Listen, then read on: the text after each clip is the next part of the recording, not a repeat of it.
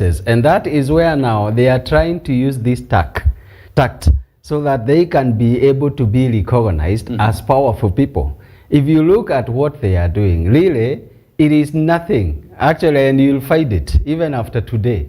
You'll find there is nothing. But what I know is, we said here another time, most of these vehicles, even the Azimio, it will actually get to evolve as another animal. It will morph into something else. Yeah, it will actually be something else. And this is actually indications and signs which are telling you that Azimio, when we get to 2027, it will not be Azimio. It will be another name. And if you look at the history for Kenya, there was CORD, there is all those kind of things. Even you find the Jubilee, then Jubilee comes UDA, Kenya Kwanza. So actually they keep on moving like that. So what they are doing is actually positioning themselves. So if you look at the people who are actually driving this Limuru 3, who are they? They are not the leaders right now. They are the people who did not get the goodies. They're the guys who did not get anything in the last election. Correct. And that is why now they are trying to push, so that they are going to show it is like they are a force in the Mount Kenya. I can tell you, Mount Kenya belongs to people. There are people who own Mount Kenya.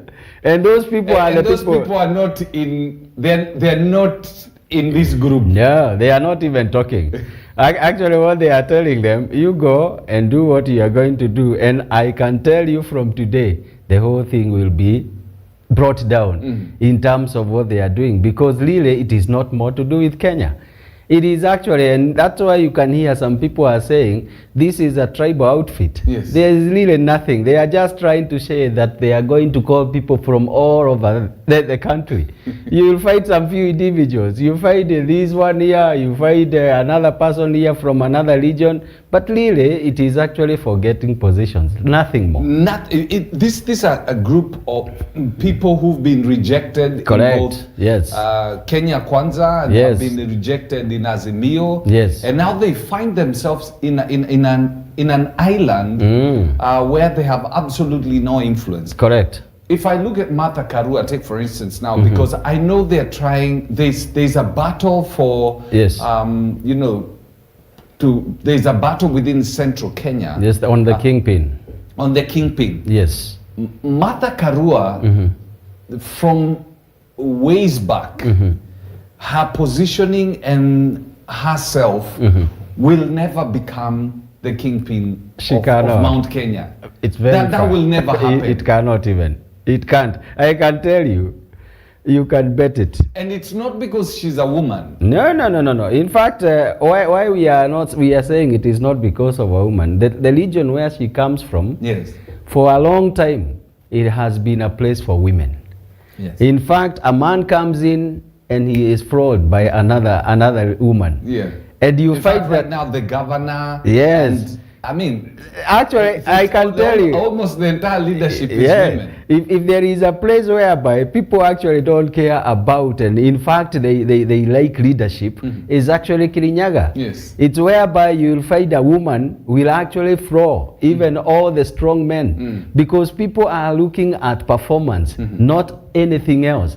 And therefore, what you find is that, like Martha Karua, she tried to go even to East African courts. Just to say that what happened at Kirinyaga was not fair. But there was nothing. Even right now, I can tell you, even if she goes to Kirinyaga, she will still not get. Why? It is because I think in terms of her leadership, one, she is actually a lone ranger. And people keep on talking. And that's why you can see even in terms of her behavior. She can actually get there, and if you look at her record clearly, she is a good person. In terms of integrity, she is a good person. But in terms of behavior, and you know the other time we said here, there are three things. If you lost them, you'll have a serious problem. And someone said, if you lose your health, you have lost, not health. If you lose your wealth, you have lost nothing. If you lose health, you have lost something. If you lose character, you have lost everything. You know, the problem that we have like with Mother is because sometimes she is driven by emotions. And that emotions, when it goes ahead of every other thing, you find that sometimes he can behave, and you look at her and you ask, was that necessary? Like now you can remember, during the time for Moi, she is the only person, not a lady.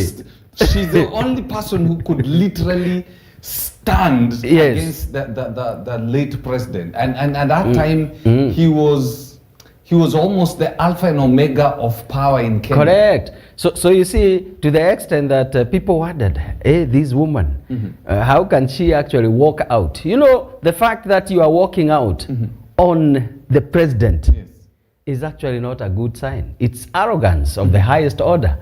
Even if you have been hurt that much, what you need to do, you need to be careful about how your character is going to be. But you cannot actually, demeaning the president. The stadium is full, and then you take your bag and you walk majestically. I must say on that one, I think because maybe at that time, the way I looked at the president, I supported her. I supported her walk. You can from different dimensions, but in terms of leadership, there is what you speak to the world. True. In terms of, you see, for example, here, there is, like we have a leader in this organization. There are some things you cannot do when the leader is there. Even if you feel that you are hurt by what maybe has happened, there are things, because of that respect, you actually need to go and sit down with the leader and let people actually see it from, out here. And they are just saying, it is like we are measuring who is more powerful. You find at the same time, even during the time of Honorable, the late Mwai Kibaki, she could actually go and say, I don't want your position and those kind of things. It is good, it is within her, it is within her rights to do that. But what we are saying is that you can do one thing, it is the right thing, but you are doing it the wrong way.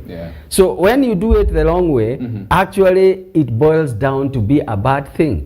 And you find it comes now to keep on haunting you. I can tell you, like in terms of the career, the political career, Mother Karua ruined it herself. And she has continued to disappear from that position. I wonder what happened in in Azimio to get to the point whereby now she's it looks as though she's not seeing eye to eye with Raila. How come she could not fight for her position within that group and prove to the world that she is worth the salt? And that is what we are saying. It is more to do with her character. And I can tell you, the thing is, she got it. It was, by that particular time, there was no better choice. But you can see when now it gets to a position whereby you must now start appearing and actually doing, like I can give you a position, Fred. But it is for you to prove that you are worth the position.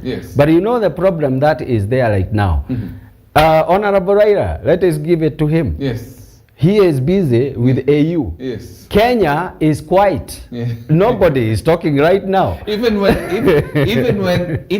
Kalonzo Musyoka says that I'm going to call for demonstration, nobody takes him seriously. Do you even hear people starting to fear? Nobody even responds to him. You know why? It is because they have not proven that point. I can tell you, if the statement that Honorable Kalonzo is making today, it is made by Agwambo, Honorable. Everybody will shake. Everybody will shake, because this is a man, when he speaks, even the people, actually they wait for him to speak. So if he speaks, whatever he speaks, it really means something. So these leaders, what they have done, they have not put themselves in a position whereby they speak. Like now in Mount Kenya, Honorable Kioni. Really? Honorable who? That's probably what people would say. Who? Now when you look at the people who are just talking about this thing, that's why they are being told, you go. Speak what you want. In fact, the only one man who is actually talking their language somehow, but he is a man who is in the middle. Yes. He hits here and he hits this other side. It's only CS Kulia. Yes. You know. And he's getting me concerned because just the other day, the deputy president, who is ideally supposed to be the by virtue of the position he holds, is supposed to be almost the automatic kingpin of the region. Yes, yes. Yet he mentioned the one man, 1 shilling, 1 vote one thing, vote, yes. and everything has gone, and now people are literally going for him. He doesn't seem to be holding the camp the way he's supposed to, and Moses Kuria fights him, and then the next thing he's supporting him. Is it that the deputy president is incapable of holding the Kikuyu nation? I mean, it didn't take long for Uhuru Kenyatta to be the kingpin of the region. He just stood up, and after 2007, he's the kingpin automatic. Our deputy president hasn't quite taken hold of that. And I can tell you why. Yes. You see, in politics, there is what we call capital. Yes. Political capital. It is actually an investment that you do. For like Uhuru to get to where he was, he actually had first of all to build a lot of good capital in his political star. Yes. What has happened is, in the first place, you know, Honorable Gachagua, you know, he was a one-time MP. Yeah. Then you see, when it came to the Kenya Kwanza, you remember even during that particular time, people really did not want Honorable Gachagua to be actually the deputy president. Yes. They wanted Kindiki. Yes. And there was a lot of politicking around that, because he is not a man actually who had even been known in the political circles. Yes. And now when he got into political circles, now fully, I think what happened is that he actually got also a lot of emotions on everything. And that's why he started now talking about things like shareholders, yes, and all those kind of things. There are several things that he talked, and sometimes they could not really go very well with the people that he is talking to. His own tongue has eaten away his political capital. Correct. And even you remember, even during the time that the media people, they had actually called a debate between him and Martha Karua. Yes. Do you know that people from Kenya Kwanza, they were closing their mouths like this, because they were actually praying that let this man not vomit, let him not talk in terms of the vomiting, in terms of the words, because he can say anything at any particular time. And you know, it was quite amazing that he actually brought up a very good debate, and he actually talked very well at that particular time. But you can see there is a lot of fear. Everybody is fearing because they don't know the next step, what this man would do. He can actually be here today talking like this, and he can actually take a stand, and now he moves with that stand. Whether it is a good stand or not, it is him. Isn't that a good quality where people can, I mean, you can stand for something as a leader, and isn't it a good leadership quality? As in, you make a decision and you stand by it. It is one of the leadership skills, and it's a very good one. But also, when you are making that stand, let it also be based on so many other factors, such that you have actually listened, you have analyzed. And yesterday, there is one speaker who said, one of the pitfalls for the leaders is to conquer themselves. If you don't conquer yourself, what will happen is that you just be assuming you are everything. You are the only person who can speak. You are the only person who has idea. The thing is, make a start, but let it be a start that is guided by principles, guided by facts. You see, the problem that we find is, for him, he can make a start, which is good, but he doesn't want anybody to tell him this is wrong. This is wrong. So he is not flexible, because a leader also need to be a bit flexible, that you listen. You listen to people. In fact, there is a committee we had just another day, and that committee, there are some people, actually, in fact, it is a committee. I was just listening when I was just seated somewhere, and the committee, they were online, and they were discussing about this flood. Yes. And you can see the way, actually, it is a committee for this church, and they were discussing about the flood issues and all this. So they were talking about the distribution. And there is one lady who rose up and said, one, it is good that you want to distribute these things to this community this way. But she just gave one word, and the whole committee, whatever they had thought they would do, they said, we will go with the decision of this lady. And do you know, on the ground, whatever she said is actually what was true. If they went otherwise, they would have lost miserably. But it is one of the lady from actually the committee who actually listened and all this, and he said, whatever you are saying is good, and we are actually doing a good thing to help the flood victim. But if we do this, and she was talking about, in fact, she was talking about one thing, and she put 2 points actually. Can I say? The 2 points that she put, one of this is, if you are to issue blankets, for you would say, any woman who comes with children, carrying children, to be given the first priority. But do you know what she said? She said, I have been here, and I can tell you, they will use one child, 5 women, 10 women. They will be recycling a child because they want to get what? Blankets. And you know what? Even in the process of giving, the same gimmick was used until people had to say, let's stop this thing, let's now arrange it other way. And you see, she won because of that kind of a thing, because she actually knew that this is one of the things that they do. Then the other thing, and you know, the whole committee had agreed this is the way to go, but they were flexible, and you can see that flexibility worked for them. Number 2, she said another thing, which was very good. In terms of budgeting, they had actually come and said, let's do this, let's buy beans, let's buy unga, let's buy all these things. And she rose again, experience.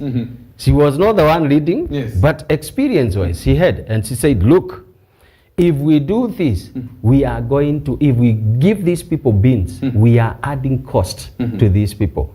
Reason being, how long do you need to boil the beans? Before it's edible. Yeah, before it is edible. And you know, we realized, and the group realized, that instead they need just to get something like unga. Instead of making the life of these people to be more expensive, they need to reduce the stress on these people. And again, they went on the same direction. They added unga instead of buying many other things. You see, that is what we are talking about, being flexible. You can get very many good ideas. So a leader needs to be able to listen. Correct. And not think that they are the only ones who, they don't have a monopoly of information. No, they don't. And now we need a listening leader. And Rigada is not. That is now the challenge. That sometimes he is driven by his own emotions, and he will start, and even if you keep on telling him, no, don't go this way, he will not do it, as long as he has actually pronounced the first thing. You should be, you should actually, you know, even the economy of Kenya keeps on changing. The economies of the world keep on changing. So if you use the same tact every other time, you're not going to achieve much. Pastor Tom, karibu sana. I know, you know what, Pastor Tom Otieno basically had to push a funeral so that he could come here. I really appreciate that. We feel honored by that. Thank you very much. I know barabarani kuna maneno, but anyway, thank you very much for coming. You're very welcome. It's good to see you. Thank you. We were just touching a little bit on, you know, there's a Limuru 3 that is happening, and it's a sad thing that, you know, a group of people are deciding. It's a tribal group trying to find relevance in this, and I think it's too early in the day for us to have this kind of thing. Well, 2 things for me. One, it is never wrong for people to talk, to meet and talk. So that's the first thing. That's why I think anyone who cares about the future of the Kikuyu nation should go to Limuru 3.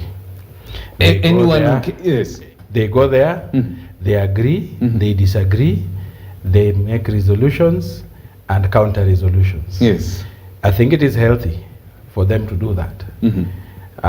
Secondly, I think that the Kikuyu nation at the moment does not have leadership. Yeah. That is such a strong statement. But it is the truth. Yes. They do not have leadership. The deputy president, who seems to be the leader, is not the leader. I do not see anywhere where the Council of Elders and those that are important in conferring leadership conferred it to him. You know, like the way they did with former President Uhuru Kenyatta. Yes. Every community has a way that it does its things. And they have their own mutaratara, so to speak, yes.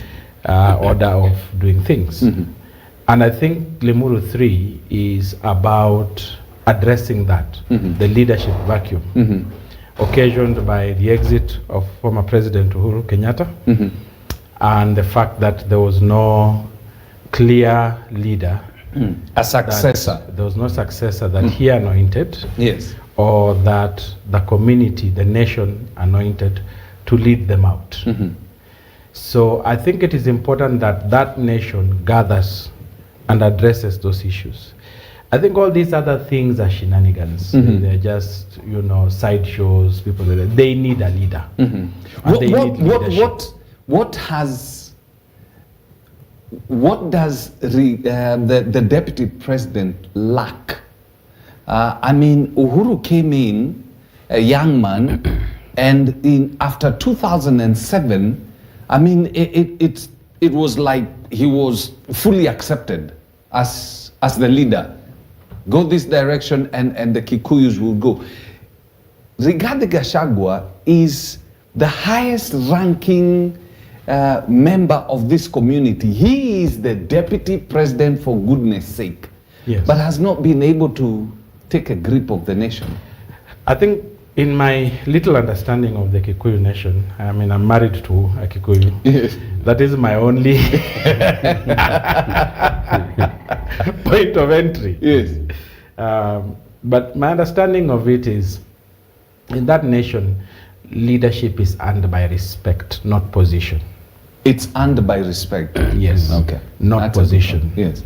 So it doesn't matter how high ranking you are. Yes. You could even be the president of this nation, yes, and not be the leader of the Kikuyu nation, because there's a way that they regard you as a leader, and they confide to you because they have looked at the way you handle fellow leaders.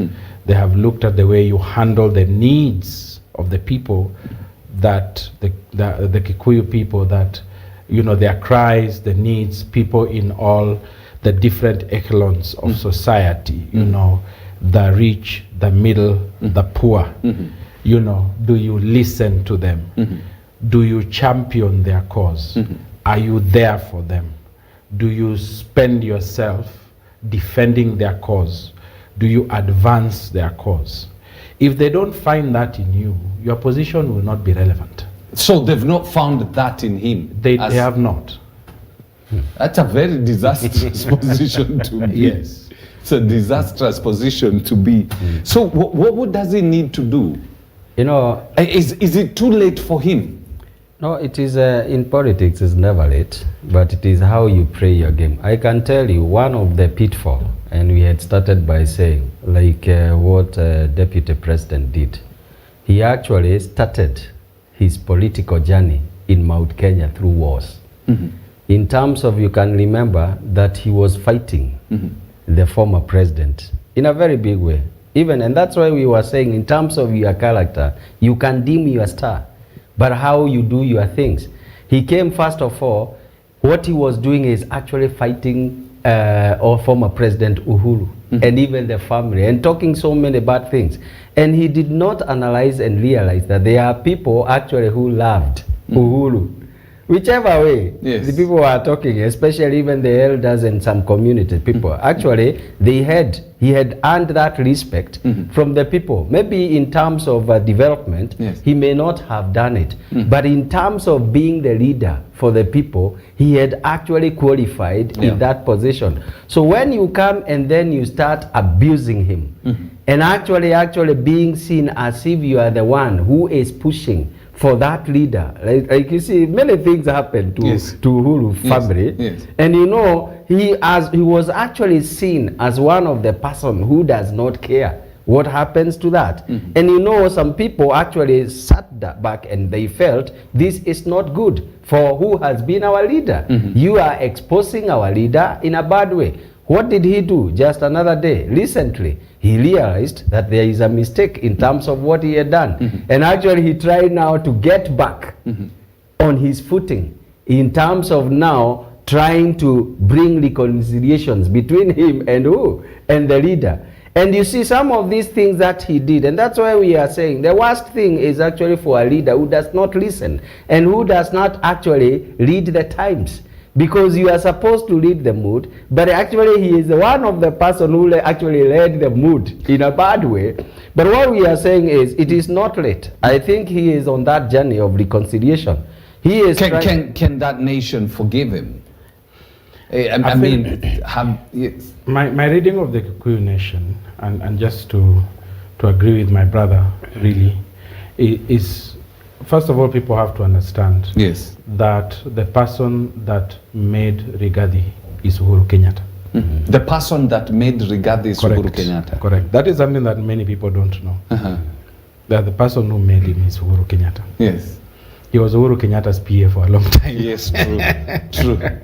And when you're someone's PA, you learn things. Yes. And that person trusts you. That person gives you opportunity. That person introduces you to networks.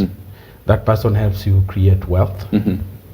So you turning against him and those who know that fact, first of all, is something that disqualifies you as a leader.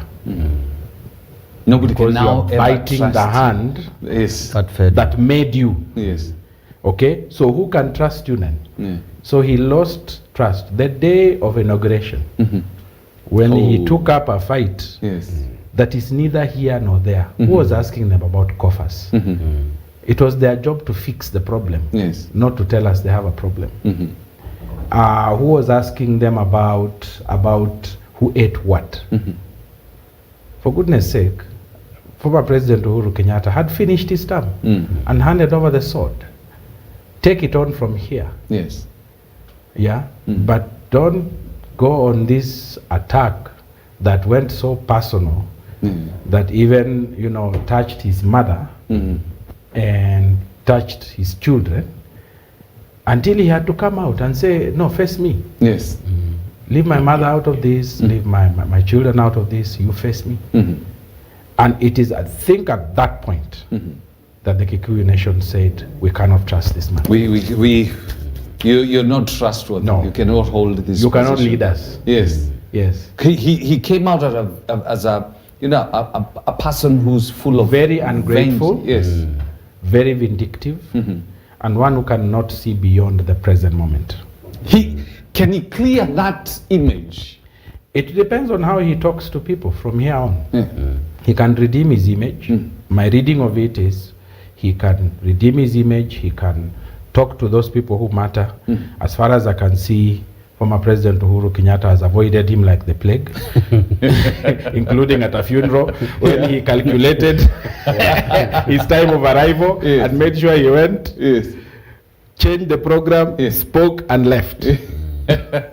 Because he knew he was coming. So yes, I think he has realized he made some terrible, terrible mistakes out of excitement and getting into power.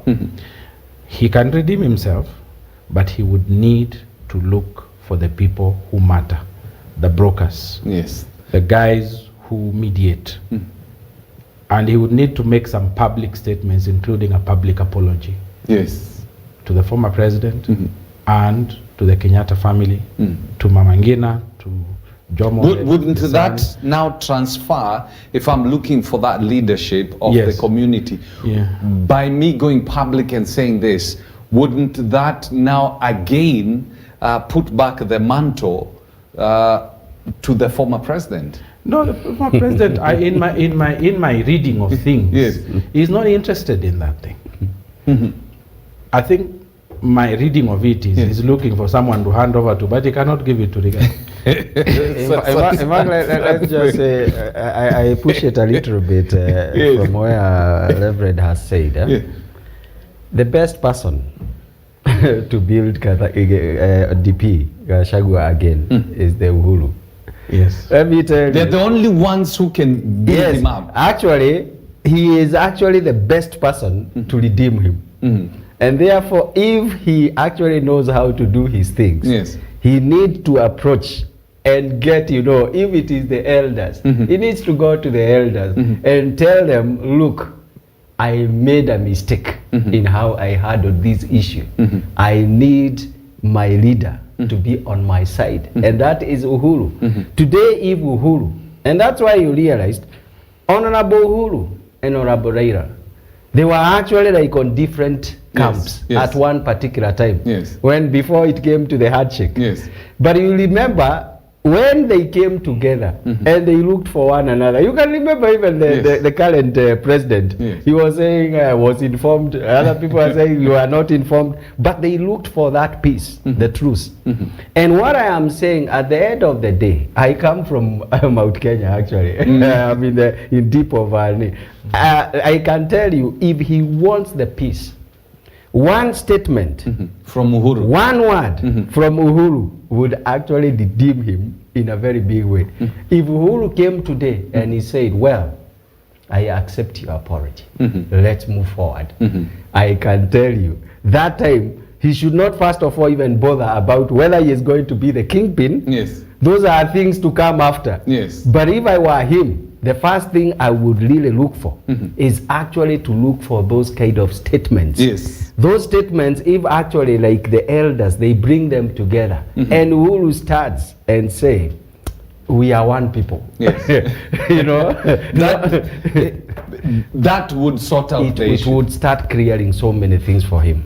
Now I'm looking at time and I see that time is fast spent, but there is a cry in the nation today about the cost of living and the proposed changes to the tax regime in this country, where almost everything is going to be taxed. The president just the other day, I think it was the day before yesterday, said that he was going to move the tax regime of the country from the current 14, I think, to 22 by the time he leaves. And now, even finishes his first term. By the time. So you're looking at a situation, Pastor Tom and Reverend David, that even the cars that you drive, you'll have to pay for them. And there seems to be, it's just cold. And I've seen a number of people, even the religious leaders from a different side, speaking out against this. Isn't this the time when the church is supposed to have been speaking out? Or did we come too close and get into bed with the government? Now we are unable to criticize. For me, the predicament of the church is that this government is ours. Okay? I mean, whether you want to get into the nitty-gritties of dividing the church into NCCK and EAK and OAIC, all those different umbrella bodies, notwithstanding, and I say that as a person who belongs to NCCK from the Anglican Church of Kenya, because I know in central Kenya, all the churches voted one way. True.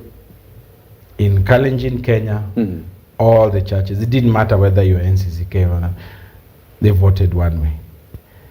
So now, this government is ours. Where we seem to be caught is we seem to be unable to extricate ourselves from being in government to being in the place where we are supposed to be, which is advisor to government, guide to government, and which also means we can rebuke government. So we left our position, our moral high ground, the place where God has placed us as sons to rule on his behalf. Because you see, politicians are not sons. Yes, they don't rule on God's behalf. Yes. They rule on behalf of the people. That's why it's called a democracy. Yes. They rule on behalf of the people. The church is the son of the Most High, rules on behalf of God. And so therefore, we must never abdicate our position, even if we support a government by virtue of their policy being friendly to scripture and kingdom agenda. We must never abdicate that role, that position of priestly and prophetic voice to the president, the leadership, and to the nation. And we've done that now. We have done that. Yes. So what we must do urgently is go back to that position.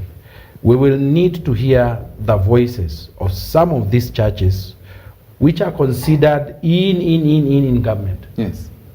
Those are the voices that need to take lead and say, this is our counter proposal to your proposal.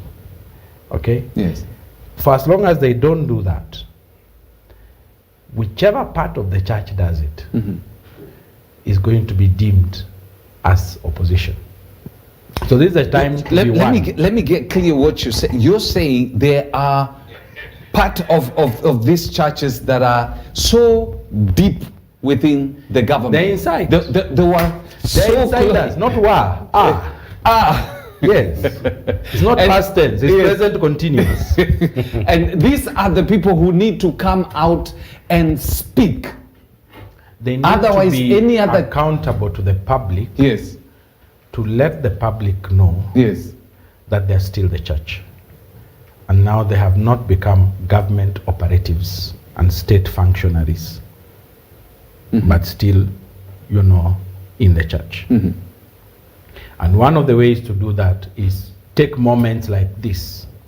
Listen to what the public is saying, get in touch with their own professionals.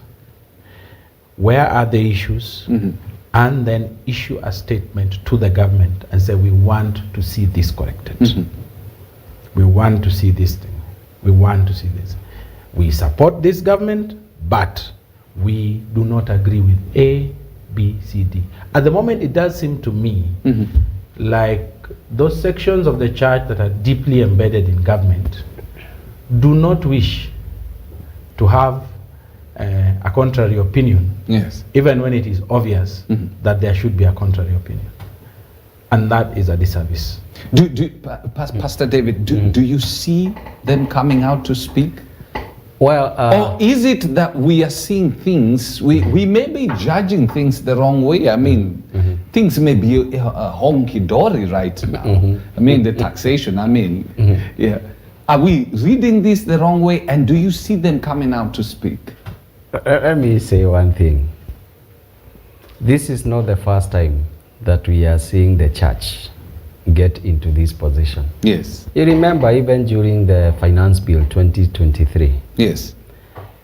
Actually, many people ask the same question that you are asking. Where is the church? Yes. There are so many things which have been happening in this country, but the voice of the church is not heard so clearly, which is a very unfortunate position. I know there is a time when the church was very firm and people did not care what happens. Actually, they used to speak the truth. You can remember Joya. Yes. During those particular time, those people, they were clobbered. But they did not stop by speaking the truth, because the truth will set you free. What has happened is a disaster in the church, in the sense that, let me tell you, the worst thing is, as Leverett started by saying, when we bring entitlement mind in the church and the government, whereby we feel like if we do this, we'll be given this. If we do this, we'll be invited here. Do you know, most of the church leaders, they are actually talk about being invited in State House as if it is a very big thing. Actually, you'll hear even they are sitting with their powers. Yes, yes. So that is exactly what they are looking at, yes. And also getting to see that the president today, he has come, he is worshiping with you, and then he comes with goodies and all these kind of things. You know, they have lost it, some of our leaders in the church. And let me say one thing, like what we are glaring at right now, it is actually not something that we would expect the church leadership, because we know who are the people who are supposed to be there and speaking facts. What we are facing right now, and because you talked about the taxation, yes, is not a very easy thing. And you know, one of the things that happens is that the government keep on talking about public participation. Yes. But you can remember, even during the Finance Bill 2023, they talked about the public participation. So many people went actually to KICC, yes, just to give their views, yes, and thoughts about the whole thing. And they take whatever they want.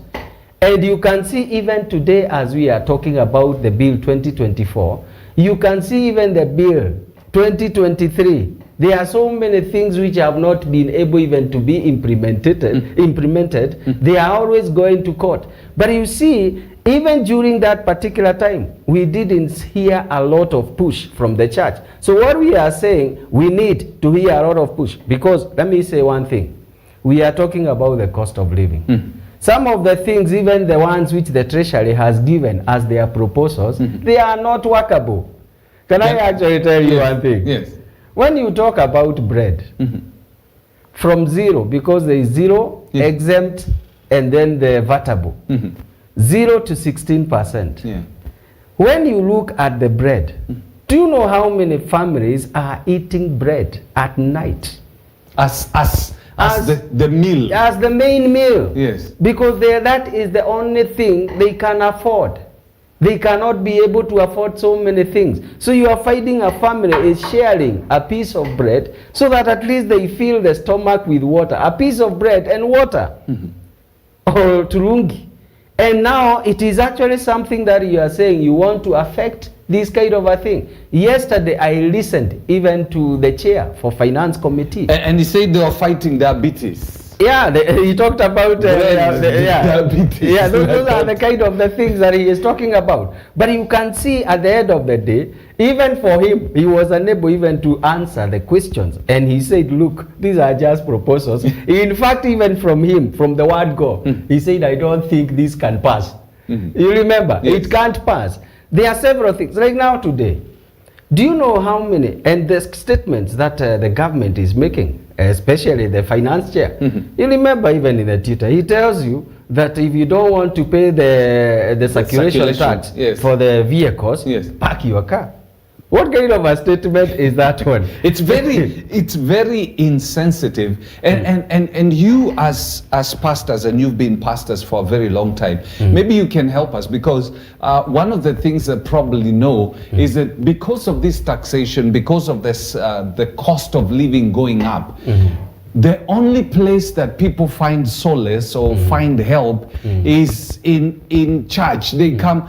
Are you seeing the number of people coming to you seeking help, either because of mental health or things just not going? Are you seeing that number going up now? Yeah, it's been crazy.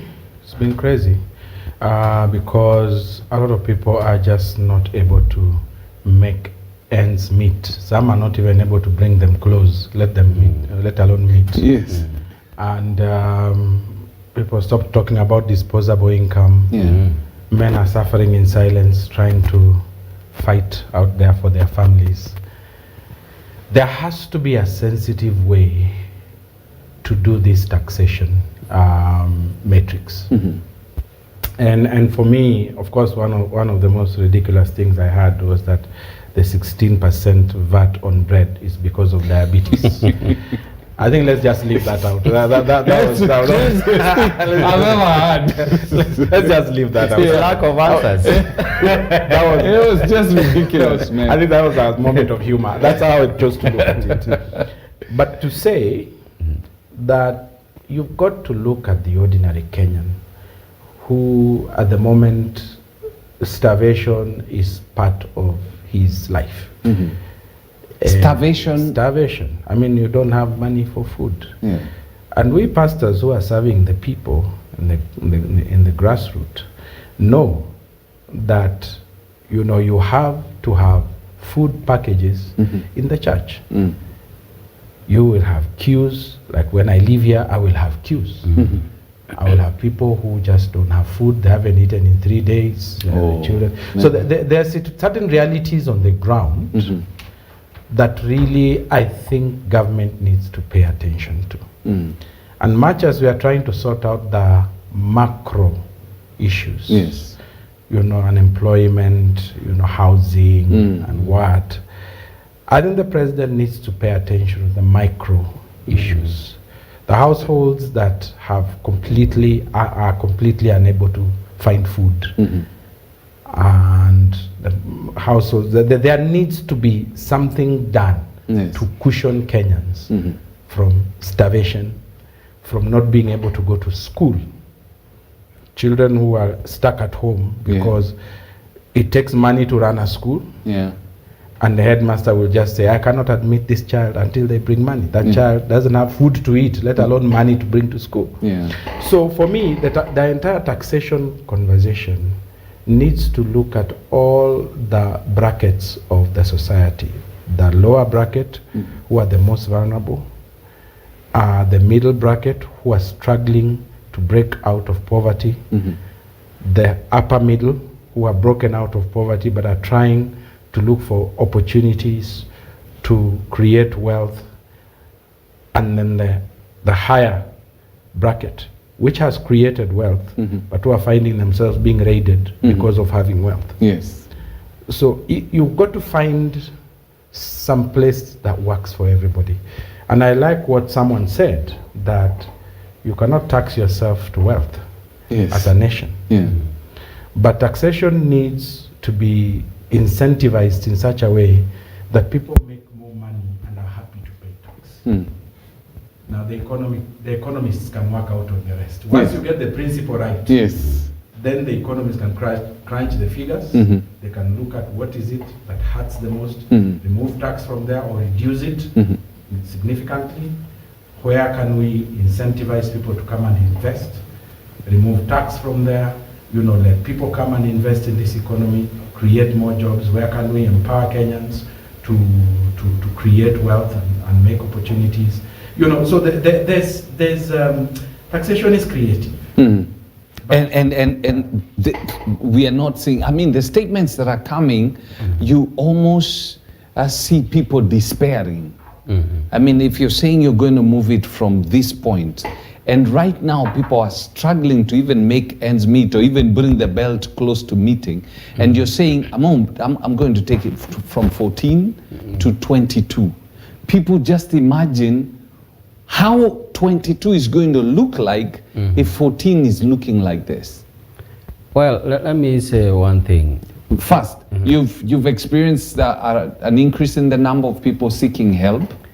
Yeah, in a big way. In fact, say like in the church, we had a day that we were helping the flood victims here at City Carton. Can I tell you, the biggest challenge, as you are saying, is actually not one of the things. Food is one thing, which is major. The other thing, as you said, is mental. That those people, even after you have fed them, they need someone to talk to them. Tell them there's hope. Yes, because they are actually in a world that they don't actually even... Can you imagine, you don't have a place to sleep. It is raining, and you don't have a bracket. You don't have anything, literally. You are actually going to borrow a place. You are asking someone, can I come and sleep here on the ground? You have no mattress. You have nothing. You have children. The whole place that you are going to is already overcrowded. Look at the situations and the kind of, you know, the living that the Kenyans people are living. And you know, the government makes statements and tells people, like now, for example, during the time of the flood, they are telling people move. It is okay to move, but moving to where? You know, those are the things we are saying. The government need to have a solid plan. And this is what has made many people now to seek. Many people had gone to schools. Right now, the schools, they have been opened. Yes. So what does that mean? Is that the only other place they can go to is actually the church. And they look for shelter in the church. So you are finding people are actually in a world of confusion. They do not know what to do. They don't know the next step. And that's why it is very important. And they are actually coming. Even here, you'll find that, as Pastor Leverett has said, you must have food, even in the church. Yes. Because there are people who will come when they are hungry. And you cannot tell them, God bless you. You know, you tell them, go, and God will bless you. Yes. At this particular time, you need to see what little can I have and how can I be able to help these people. And even when you are giving them food, put hope in them. It is a situation which is dire, but we are finding that many of the government people, they are just speaking words. It is actually very easy to tell people, move. Yes. But the question is, where to? Where are they going to move to?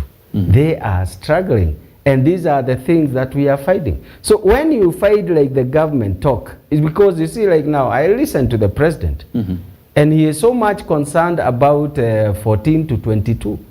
But you see, the thing is, what you are talking about 14 is actually the global economy in terms of income taxes, VAT, excise duty, and all those things.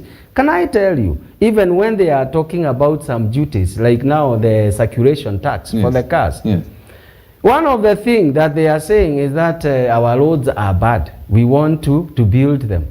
Let me ask a question.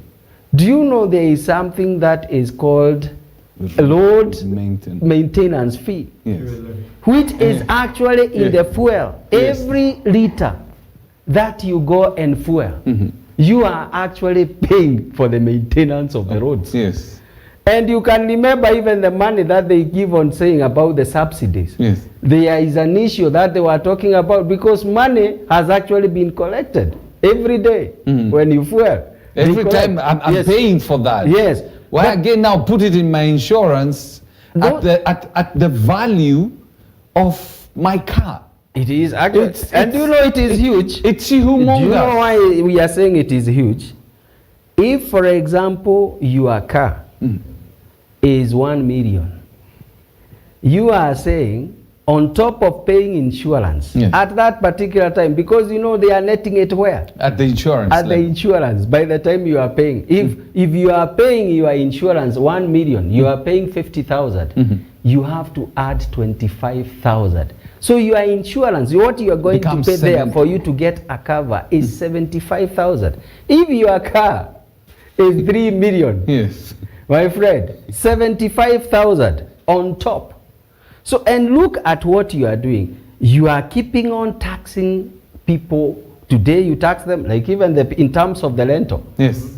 You know, they came to 7.5%. These affordable housing. Yes. There is now the 1.5%. Yes. So you will be doing the 7.5% and again, you are doing the 1.5%. Look at what is it that you are subjecting people to.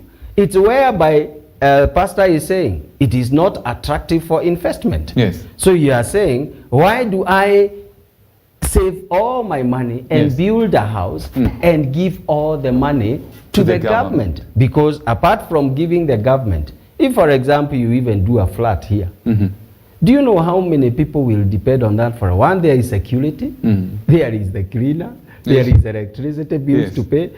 There are so many things. So in terms of all that money, and then you come and you do as 9% in terms of you're giving it to the government. And many people, they will actually not even have that money. So where do they go? To the bank. Then the bank hits you interest 20%.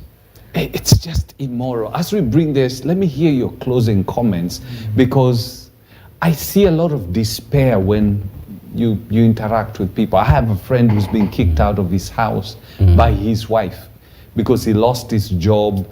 He's unable to basically meet the family, and so marriages are collapsing because of this. It's not just the pockets being, there's a lot that is happening. My take is the government needs to flip their thinking and begin to think about creating opportunity rather than taxation. Let me take care of that sound. I'm being told your microphone has gone off. As we do that, Alan is coming to sort that out. As we do that, Pastor David, your closing comments. I would say, let the government not play with the Kenyan people. Some of the things that this government is doing, there are things which for them they may look as in terms of the statement they are making. They may be talking about building the country and all these things, but you are building the country for who?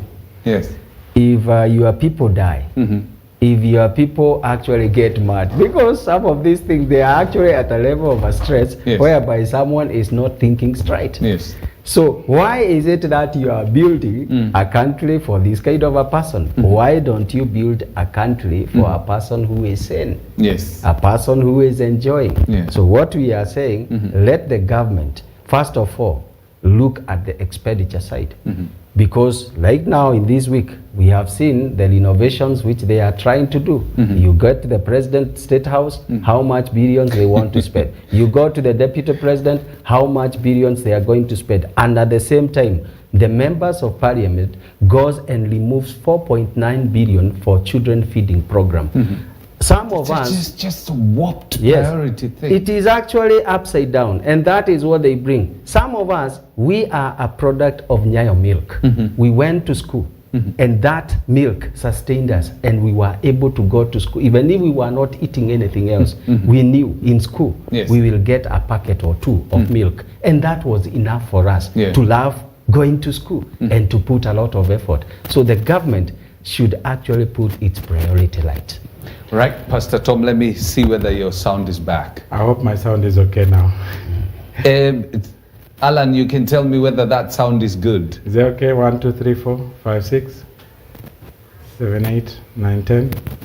I think it's 1, 2, 3, 4, 5, 6, 7, 8. Okay, let me do this. You know, this in media, this is not supposed to happen. Because you're telling me your sound is still not good. But because we are bringing this to a close,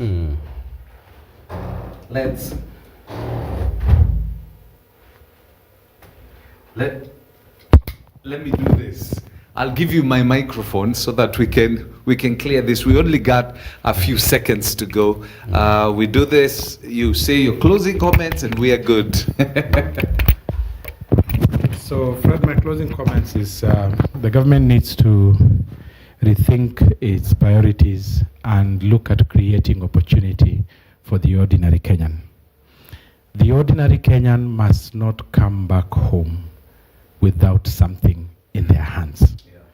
And this is a pragmatic way to think, that if I leave my house and I go across the street, there'll be someone hiring. They will hire me for the day and they'll pay me. And they're hiring because they are not overtaxed. And because they are not overtaxed, they are making profit. So there is an ecosystem they need to think through. For me, the way that they are approaching this entire economy fixing is very simplistic. It looks complex, but for me it's simplistic.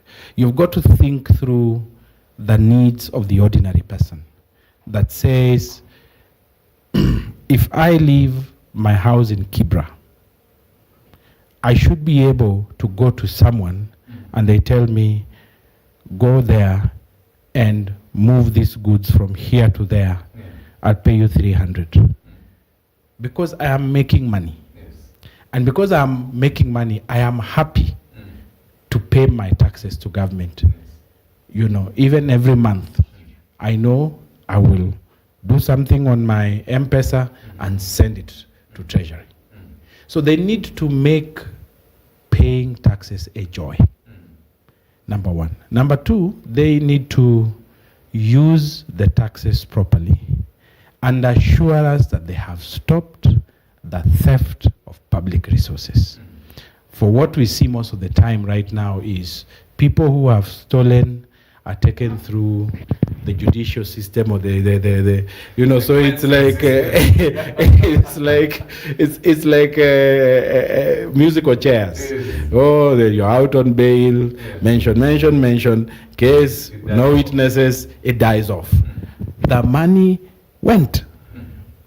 So what is the assurance that the taxes we pay will not be stolen? Thirdly, expenditure, as my brother Reverend has said. Can we start saving? Can we stop wasting?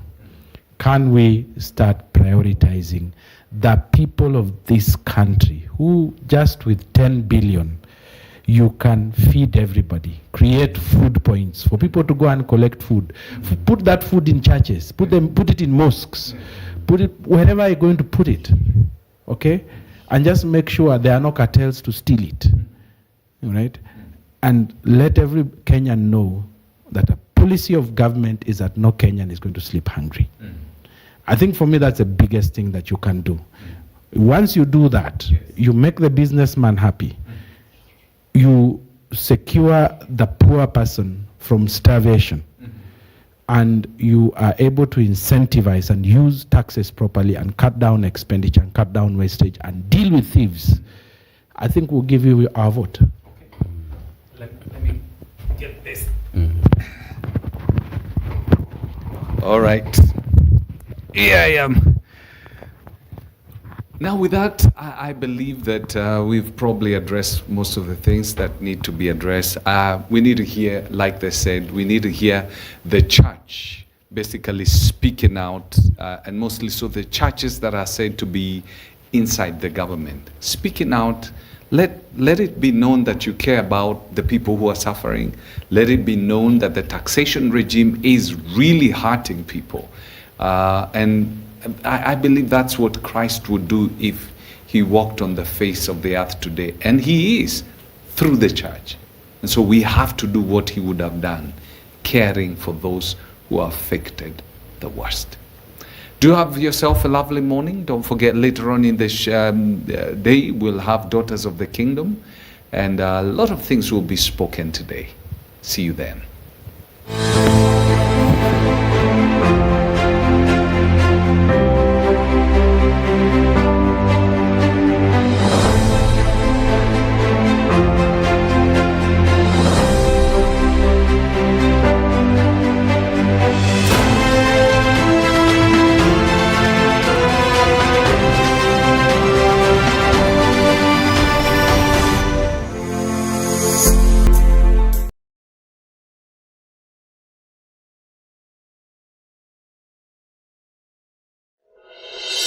Thank you.